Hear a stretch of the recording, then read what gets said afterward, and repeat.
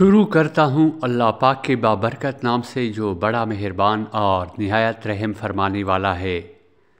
ایک شہنشاہ جب دنیا کو فتح کرنے کے ارادے سے نکلا تو اس کا گزر افریقہ کی ایک ایسی بستی سے ہوا جو دنیا کے ہنگاموں سے دور اور بڑی پرسکون تھی۔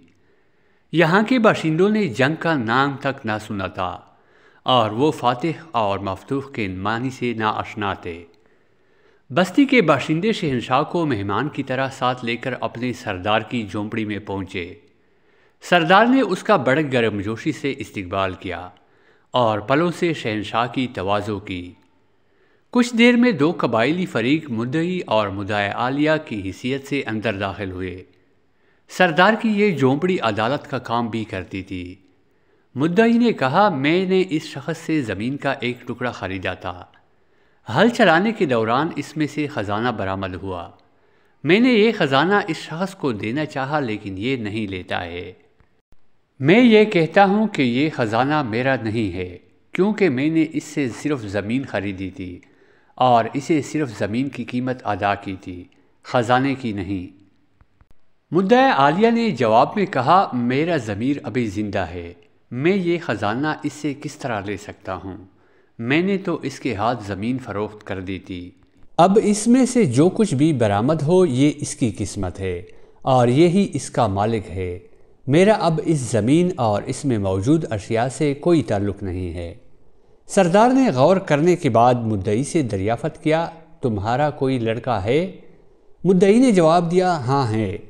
پھر مدعی عالیہ سے پوچھا، اور تمہاری کوئی لڑکی بھی ہے؟ جی ہاں۔ مدعی عالیہ نے بھی اس بات میں گردن ہلا دی۔ تو تم ان دونوں کی شادی کر کے یہ خزانہ ان کے حوالے کر دو۔ اس فیصلے نے شہنشاہ کو حیران کر دیا۔ وہ فکر مند ہو کر کچھ سوچنے لگا۔ سردار نے شہنشاہ سے دریافت کیا، کیوں، کیا میرے فیصلے سے آپ مطمئن نہیں ہیں؟ نہیں، ایسی بات نہیں ہے، شہنشاہ نے جواب دیا۔ لیکن تمہارا فیصلہ ہمارے نزدیک حیران کن ضرور ہے۔ سردار نے سوال کیا، اگر یہ مقدمہ آپ کے روبرو پیش ہوتا تو آپ کیا فیصلہ سناتے؟ شہنشاہ نے کہا، پہلی بات تو یہ ہے کہ اگر یہ مقدمہ ہمارے ملک میں ہوتا تو زمین خریدنے والے اور بیچنے والے کے درمیان کچھ اس طرح کا جھگڑا ہوتا کہ بیچنے والا کہتا کہ میں نے اسے زمین بیچی ہے اور اسے زمین کی قیمت وصول کی ہے۔ اب جب کہ خزانہ نکل آیا ہے تو اس کی قیمت تو میں نے وصول ہی نہیں کی ہے، اس لیے یہ میرا ہے۔ جبکہ خریدنے والا کہتا کہ میں نے اس سے زمین خرید لی ہے، تو اب اس میں سے جو کچھ ہے وہ میری ملکیت ہے اور میری قسمت ہے۔ سردار نے شہنشاہ سے پوچھا، پھر تم کیا فیصلہ سناتے؟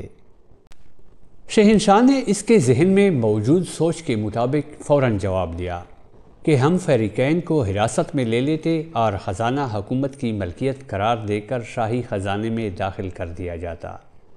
بادشاہ کی ملکیت؟ سردار نے حیرت سے پوچھا، کیا آپ کے ملک میں سورج دکھائی دیتا ہے؟ شہنشاہ نے جواب دیا، جی ہاں، کیوں نہیں۔ پھر سردار نے پوچھا، وہاں بارش بھی ہوتی ہے؟ جس پر شہنشاہ نے کہا، جی بالکل ہوتی ہے۔ بہت خوب۔ سردار حیران تھا، لیکن ایک بات اور بتائیں، کیا آپ کے ہاں جانور بھی پائے جاتے ہیں جو گھاس اور چارہ کھاتے ہیں؟ ہاں، ایسے بے شمار جانور ہمارے ہاں پائے جاتے ہیں، شہنشاہ نے جواب دیا۔